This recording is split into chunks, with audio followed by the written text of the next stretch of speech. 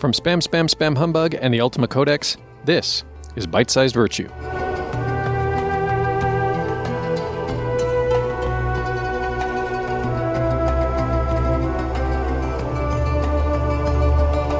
Okay, we're back again.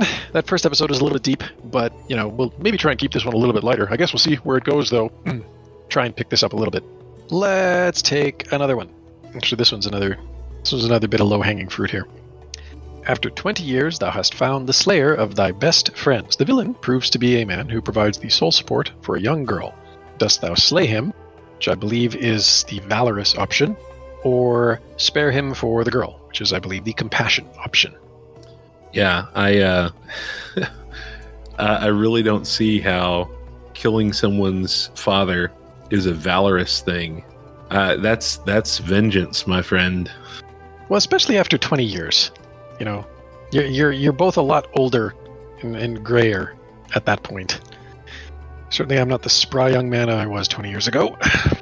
And it's almost like... and that's not to say that, yes, like losing your best friends, especially to something as heinous as murder, like that is definitely going to scar you. Don't think we can be blind to that reality.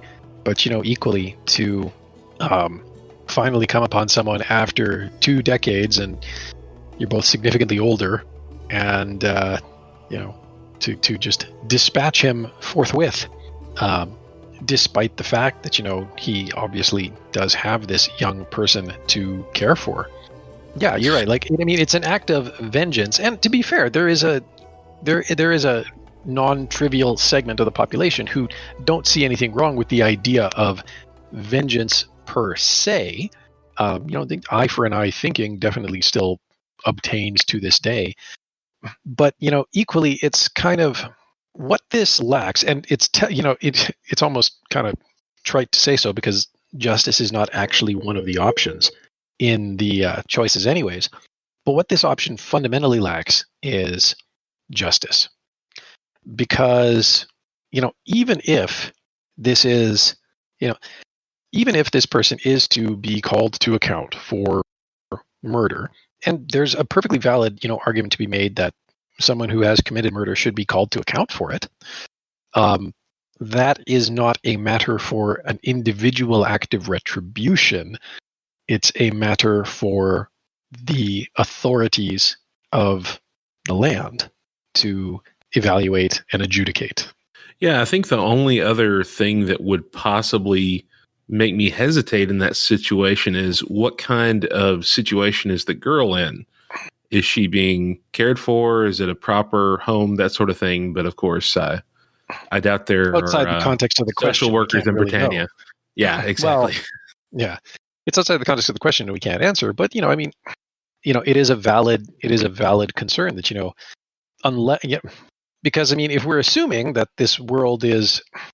Even if we're going to, and granted, I'm reading something into the question with my remarks about justice, but okay, if we take this on its face, that calling this man to justice is just not an option within the world in which this particular question, this particular moral quandary is set, then we can conclude probably that this world or this context is one that is essentially lawless, right? Where essentially, to kind of paraphrase judges, everyone does what is right in their own eyes. And if so, non-zero chance, probably significantly high probability, that if you do slay the man, you are also condemning the young girl to a very short life of suffering and some grisly fate of her own. And even if you agree that, this man who murdered your friends should pay for that with his life, there's no basis on which you can justify that the young girl in his care should also bear the weight of that crime and pay for it with her life, which, if this is, truly the lawless frontier that is perhaps implied by the question, she most likely would, if you did, in fact, choose the option for, quote, valor, unquote. And indeed, you could even make the option that it takes a much higher degree of courage to after 20 years, spare this person, not for his own sake, because that hurt doesn't go away, but for the sake of the uninvolved innocent. Well, that's kind of interesting too from a biblical perspective, because we're talking about mercy here. We're talking Right. about mercy, and in a sense, when you're talking about what God does for humanity, you're talking about grace. And so that, when you think about that, you think about it from a standpoint of harm that humanity has done to God. And I know that's sort of a really hard thing for a lot of people to grasp, right? Especially if you have no interest in the Bible and are sort of against that thought of listening to that, then maybe it is kind of something that is not something that's you're going to immediately think of when you think about God. But I think about it from the standpoint of there's so much, like when you read through Genesis, you see so much restraint on God's part. And again, some people may laugh at that thought, but I mean, there are a lot of, God allows himself, as you read through that book, God allows himself to be forgotten by humanity. And he doesn't immediately retaliate. He doesn't, curse people with some sort of a horrible disease or something like that. And I say all this, informed by what you see in the New Testament. And it is this sense of like, I think from God's perspective, he's not just sparing this person for the sake of the girl. He's sparing this person for the sake of the person as well. If he's truly, repentant and that sort of thing.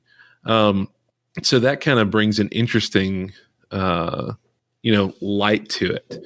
If you try to put yourself in God's shoes, which I know is, of course, kind of absurd to a degree, but I mean, that's kind of how I frame sin. Like that's what we're doing when we sin. We hurt God. We're grieving him. Jesus in Mark 3, when you have the man with the withered hand there, and the Pharisees, the Jews, are kind of watching him to see if he's going to heal someone on the Sabbath. And he asks basically, like, is it right to do good on the Sabbath or evil? To help or to hurt? And they keep their mouths shut. And the Bible tells us that he looks around them with anger, being grieved by the hardness of their hearts.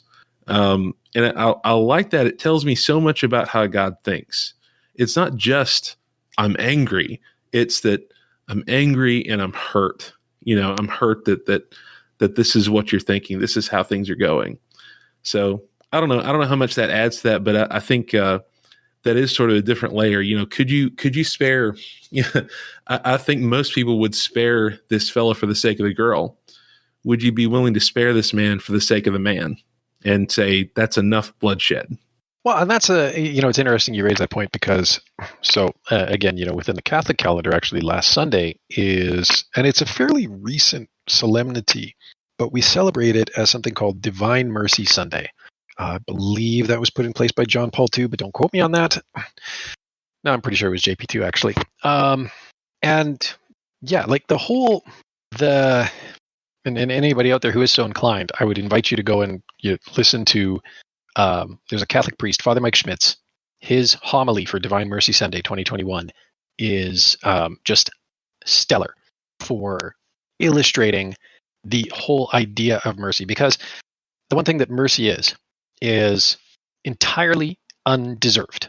That is really something that I think, we don't underscore enough when we talk about mercy. And it's something that's, distinct from other concepts that sort of, other related concepts around mercy. When we talk about compassion, or when we talk about charity or things like that.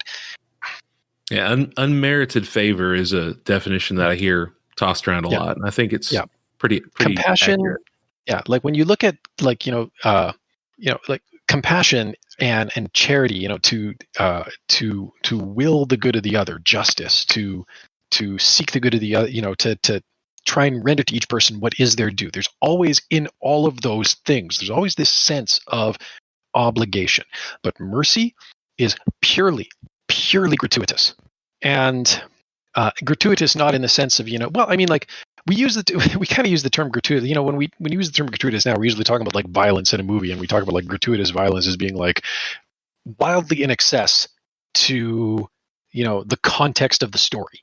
And it's kind of we tend to think of something like that again, like within the context of like violence within a movie, or like sex scenes in a movie. And when we talk about those being gratuitous, we see that as a kind of cheapening of the story in the movie, usually, right? Or like it's something that's a little bit more. We treat it as something a little bit more base, something that sort of detracts from value. But when I'm using the word here, I'm using it in a way in the same way, because it's something that is completely unwarranted in context, except not in a way that cheapens it, but in a way that is actually that hopefully illustrates the incredible value of what mercy is. Because nobody deserves mercy. This man who killed your friends does not deserve your mercy. But in your 2-decade quest for revenge, how many people have you killed? Do you deserve mercy? It's a fair question. And so, and like I say, I mean, if you're inclined to listen to a Catholic priest homilize, Father Mike Schmidt's 2021 Divine Mercy Sunday, he does an online mass. At least half its length is his homily. I don't think my entire family, we did Holy Thursday, Good Friday, Blessing of the Food on Saturday, and then Easter Sunday. We went to church for all of it. So we were in person at church for all of it. And so we decided this Divine Mercy Sunday to take to do mass virtual, to do online mass, just to let other people in the community attend. Because right now our parish is limited to 15% capacity, just with the local regulations that are in place. And the community is, the community is sufficient that the church would, on a normal Sunday, be full. So we go on a fairly regular cadence, but we decided this week we'll take it off. And so we were all just sitting at home listening to Father Mike, tuning in for his online masses. And I don't think William, my son, 3 years old, not quite able to comprehend the gravity of what Father Mike was talking about. He wasn't in tears. The rest of us were. 5 of us just crying. Powerful, powerful homily. Powerful, powerful concept, mercy. And so this one is kind of more, I suppose you could argue that there would be some valor that would attend, engaging this person in a duel and eventually besting them. It's one thing if you come upon them by surprise and kill them. That's never really valorous anyways. If they have a chance to defend themselves and you might be the one that comes to harm, there is some courage that definitely goes into that kind of encounter. But a significantly larger amount of courage, you have to summon significantly more than just your compassion. You have to summon reserves of courage you probably didn't even understand you had, in order to actually choose to spare this person. I'm reminded of a story, actually, of a priest in Poland, and he was doing some hospital rounds, and he bumped into this nun outside a particular patient's room, and she urged him to go in and talk to the patient. And the patient was initially very combative, did not want to talk to the priest. But the priest was kind of dogged, and he eventually managed to tease out of the man that, the man largely regarded himself as being completely beyond forgiveness, because he had been a railroad switch operator, and some years ago he had gotten just about fall down drunk on duty, and through some negligence that resulted from that, some crossing arms had not come down, and a train had plowed into a family, 2 parents, 3 young kids, and killed all of them, because they had been crossing the tracks, and they hadn't seen the arms come down, and they thought it safe, and the train was upon them before they even realized it. And we always think that sounds weird when we hear about it happening, but the funny thing is that trains are very fast. They're faster than they seem, and they're also quieter than they seem. So a lot of people get killed on train tracks because the first indication they have that the train is even approaching them is when it hits them. It's weird, but there it is. And so the man kind of bears this all to the priest, and the priest realizes that the man is talking about his own parents and siblings. He was the youngest of 4. He had not been able to accompany them on a family trip for some reason. He'd been left in the care of uncle or an aunt or something, and he never saw his family again.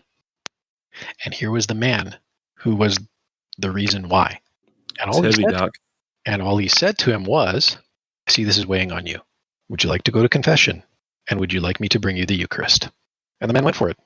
He confessed his sins to the priest, received the Blessed Sacrament. He died a couple days later. And there's a little bit more to the story, and those of you who are really inclined can look it up, and in particular, look up the nun, St. Faustina. But that was, that's mercy, to be in front of the person who is responsible for the most pain you've ever felt in your life, and to be able to be for them not some avenging thing visiting your own hurt on them, but being the vehicle by which they find peace. Well, of course, you have Jesus on the cross, which, again, very, very famously, "Father, forgive them, for they know not what they do," which I don't think was salvific per se. I think it was just a situation where Jesus is hoping for their betterment in all this. But he's there. He's submitted himself completely in that moment to all the dark powers that wanted to do what they were doing to him. And yet he's concerned for others. He's still teaching. He's still showing things to the people around him. He's not worried about the people that are making fun of him. When the Bible clearly records that he could very easily, at his betrayal, he says, "Hey, I could call 12 legions of angels right now and fix this." So we understand there could have been that great vengeance visited upon humanity right then and there, but it wasn't. And of course, that's the clearest picture that we get. I think what you're talking about there too, though, is the great mercy that we can have for each other, and it's some deep stuff. If you'd like to check out previous seasons of Byte-Sized Virtue, you can do so at spamspamspamhumbug.com or at the Ultima Codex, ultimacodex.com. And if you would like to support Spam Spam Spam Humbug, both this sub-series and the main podcast, you can do so at Patreon, patreon.com/ultimacodex.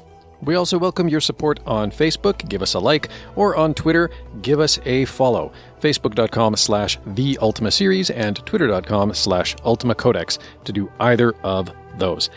And of course, we welcome your feedback on this and any other episode of Byte-Sized Virtue. You can leave comments at spamspamspamhumbug.com or at ultimacodex.com. Just find the show notes for this particular episode or any other episode and make your thoughts known there.